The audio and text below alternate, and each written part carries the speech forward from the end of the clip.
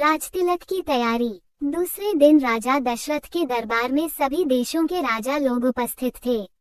सभी को संबोधित करते हुए दशरथ ने कहा, हे नृपगण, मैं अपनी और अयोध्या वासियों की ओर से आप सभी का हार्दिक स्वागत करता हूँ। आपको ज्ञात ही है कि अयोध्या नगरी में अनेक पीढ़ियों से इक्ष्वाकु वंश का शासन चलता आ रहा है।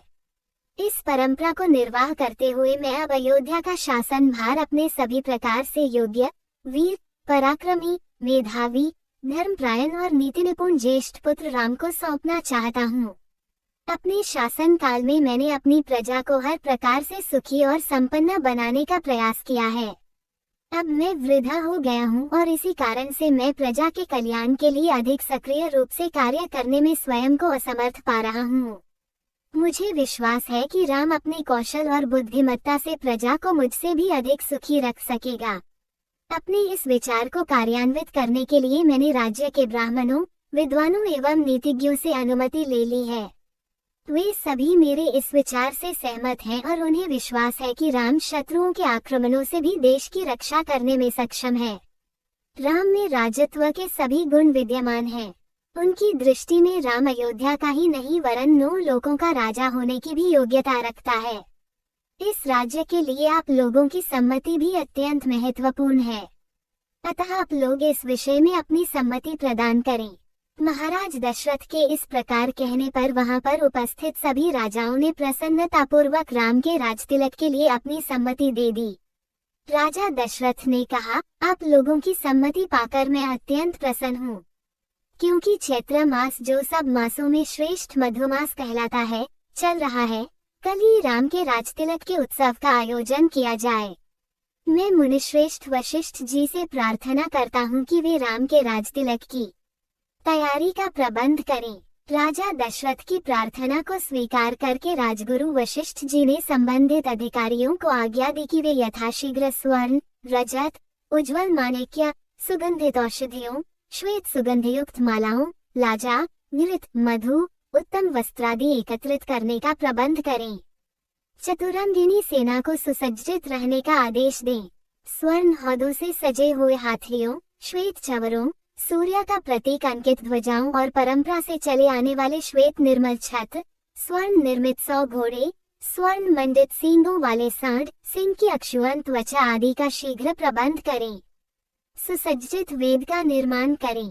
इस प्रकार अन्य और जितने भी आवश्यक निर्देश थे उन्होंने संबंधित अधिकारियों को दे दिए।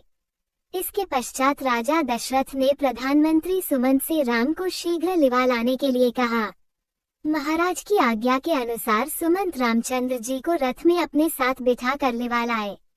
अत्यंत श्रद्धा के साथ राम ने पिता को प्रणाम किया और उपस्थित जनों का यथोचित अभिवादन किया।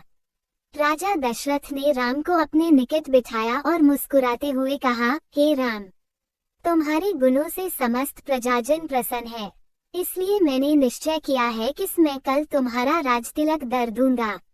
इस विषय में मैंने ब्राह्मणों, मंत्रियों, विद्वानों एवं समस्त राजा महाराजाओं की भी सम्मति प्राप्त कर लिया है। इस अवसर पर मैं तुम्हें अपने अनुभव से प्राप्त कुछ सीख देना चाहता हूँ। सबसे पहली बात तो यह है कि तुम कभी विनयशीलता का त्याग मत करना। इंद्रियों को सदा अपने वश में रखना। अपने मंत्रियों के हृदय में उठने वाले विचारों को प्रत्यक्ष रूप से जानने और समझने का प्रयास करना। प्रजा को सदैव संतुष्ट और सुखी रखने का प्रयास करना। यदि मेरी कही इन बातों का तुम अनुसरण करोगे तो तुम सब प्रकार की विपत्तियों से सुरक्षित रहोगे और लोकप्रियता अर्जित करते निष्कंटक राजकाज चला सकोगे। ये सिद्धांत की बात है कि जो राजा अपनी प्रजा को प्रसन्न और सुखी रखने के लिए सदैव प्रयत्नशील रहता है, उसका संसार में कोई शत्रु नहीं होता। यदि कोई व्यक्ति स्वार्थवश उसका अनिष्ट करना भी चाहे तो भी वह अपने उद्देश्य में सफलता नहीं प्राप्त कर सकता, क्योंकि ऐसे राजा को अपनी प्रजा एवं मित्रों का हार्दिक समर्थन प्राप्त होता है। पिता से यह उपयोगी शिक्षा प्राप्त करके राम ने स्वयं को धन्य माना और उन्होंने अपने पिता को आश्वासन दिया कि वे अक्षरशः इन बातों का पालन करेंगे। दास दासियों ने राजा के मुख से राम का राजतिलक करने की बात सुनी तो वे प्रसन्नता से उछलते हुए महारानी कौशल्या के पास जाकर उन्हें ये शुभ संवाद सुनाया, जिसे सुनकर उनका रोम रोम पुलकित हो गया। इस शुभ समाचार के सुनाने वालों को उन्होंने बहुत सा स्वर्ण वस्त्राभूषण देकर मालामाल कर दिया।